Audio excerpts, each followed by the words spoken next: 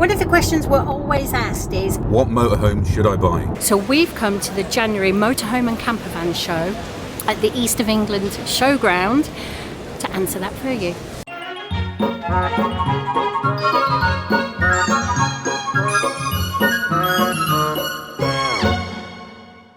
There are three main types of motorhome: coach built, A-class and panel van conversions.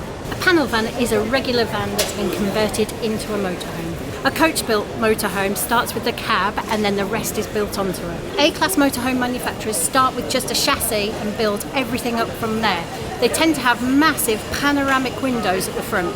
Now you know the difference between the types of motorhome, it's important to think about the things that you can't compromise on. The two biggest things are berths, your beds, and seat belts, so everyone's safe when you're travelling. One of the quirky things about motorhomes is that they don't always match the number of berths to the number of seat belts. You can get 6-berth motorhomes with just 5, 4, even less travelling seats, and the other way round. It's quirky, it's weird, we don't know why, but it's something to bear in mind when you're thinking about your first van. The next thing to consider would be weight limits. If you passed your test before January 97, then you can drive up to 7.5 tonne. If you pass your test after that, then you don't have a C1 entitlement on your licence and you'd need to take an additional test to drive over 3.5 tonnes. And if you haven't got your C1 licence, it's only about £1,000 to do the test. The next tip is probably quite obvious. It's about where you're going to store your vehicle. If you get a big one, have you got enough room, or do you need to pay to find somewhere to keep it? Okay, next is probably the most important factor: layout, layout, layout. That's the advice that we give everyone, to think about your layout. Yeah, think about how you're going to use the van. Is it for summer mainly, for winter? Are you going to be cooking inside most of the time? Are you happy to cook outside? What kind of space do you need? Sure, now the layout that works for us has always been the rear lounge. So we've got the rear lounge area, and then we've got a dinette in the mid. And the kids usually have the dinette area as their area, which can also be turned into a bed. And we have the rear lounge where we keep it as 2 singles, but that also turns into a nice large bed. Yeah, not everybody is going to need as much space, and not everyone's going to want different sections to their van. We like ours sectioned because they're teenage boys and we're adults, and they don't want to spend all their time with us. It's a flexible space that we've got. Many people, though, do insist on a fixed bed, so that would usually be at the back, and then you wouldn't have the rear lounge. Yeah, but I don't mind making the bed up every day. That is the compromise that we make. I make it up in the evenings, and we've got a living room all through the day. Okay, another thing to consider is, especially if you have kids, maybe bunk beds is a good option. But also, many have got an overcab bed, and that's ideal. And our kids sometimes like just to go up there and chill out, maybe on a rainy day, and watch their iPad. So we think an overcab bed is key if you've got kids. The downside of an overcab bed, if you're staying in it with your partner, is if you need a wee in the night, one of you is going to have to climb over the other to get to the bathroom. It's not just climbing over your partner in the middle of the night to go to the bathroom. If you struggle with your mobility, it's worth considering what kind of bed layout you need. Something that's too high is going to be difficult. Look who we bumped into. John works. I know, exactly. John works in the industry. John, what is your top tip for buying a motorhome? Layout. Layout's got to be key. If it's your first one, you've got to try and think what sort of layout you're going to have. Also, you may be able to rent, if you can rent as well. Like, if you see the layout you want, try and rent it first. Give it a go. Yeah. Try before you buy. Yeah, try before you buy. Perfect. Thank you. Good advice. Cheers, John. Because we use our motorhome all the year through, winter and summer, the kitchen is really important to me. I like a decent amount of work surface, a good sized cooker, a good sized fridge, and even a microwave.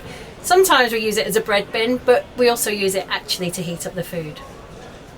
Outside, we like a gas point, so we can plug in an external cooker for outside for the summer cooking, and we also use it as a gas barbecue point. In our current van, we've got a U-shaped lounge, which means there's not much room for garage space. We've got lockers instead.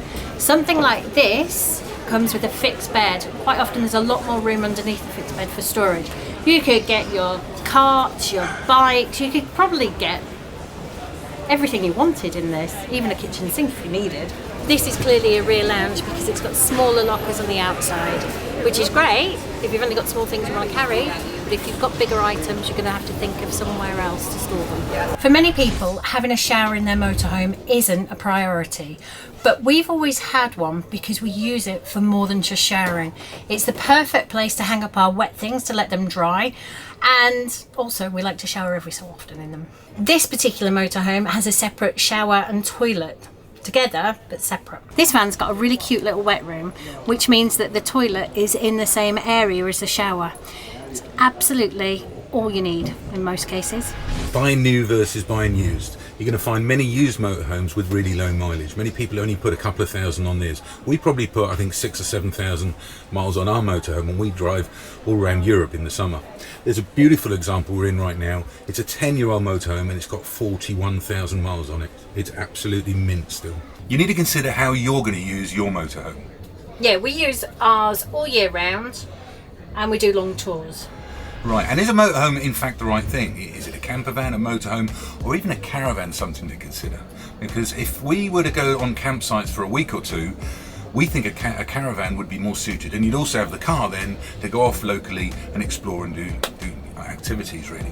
In fact, one of my favourite summers were when the big boys were tiny. Before George was even born, we had a caravan, we left it on a site quite close to our home and just lived outdoors really. We just slept in it, didn't we? Yeah, absolutely. Yeah. And we've also stayed at a site for 5 days. I think we stayed at the Isle of Wight, and when we wanted to go off and do stuff, we had to pack everything up in the motorhome before we went off to do things. So something to consider. Yeah, you say that, but that was in the days before Uber. I think now it's slightly different. Yeah, we do use Uber a bit now. Yeah. Absolutely. How open are you to using taxis, to going around? Right. Has your van, or whatever you have, got enough space for decent bikes? And always put a bike rack on the back. So when we said we were going to help you choose your first motorhome, we weren't ever planning to tell you which make and model you needed. It's all about helping you think about all the questions you need to consider and how you're going to use your van yourself.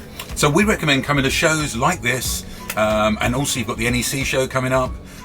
Go have a look around, go and look at layouts, go and speak to dealers. Yeah, get a feel for the dealers that you're going to be talking to. Make sure when you look at a dealer, they're not too far away from you, because you're going to have a long-term relationship, because your van is going to need servicing, it's going to need hab checks. Absolutely. You don't want to be traipsing halfway up the country to be able to do that. So just some of these things to consider when buying a motorhome. I've got a question for you. I've already asked John. What's your advice for anyone buying their first motorhome? Layout. John said that. No, because it is important. I mean, we went through 4 motorhomes before we got the right one. So think about how you're going to use it, and also just be aware of your driving licence and your payload. So don't go for anything bigger than what you're allowed to drive. But yeah, layout is king. There it is. Good advice. Advice we normally give as well. Yep. You've just reinforced our message. I hope this video has been helpful to help you choose the right motorhome layout for you. Yeah, before you commit though, do your research, come to the shows, have a look around, get in the vans, have a good feel, a good sit down. Maybe I'm going to look at magazines as well, like MMM magazines. Got some good information there about layouts and what's for sale. So get in the comments below if you've got anything else to add to this that might help others. And if you've got any questions, we're happy to answer them below. Definitely put your own tips in the comments below.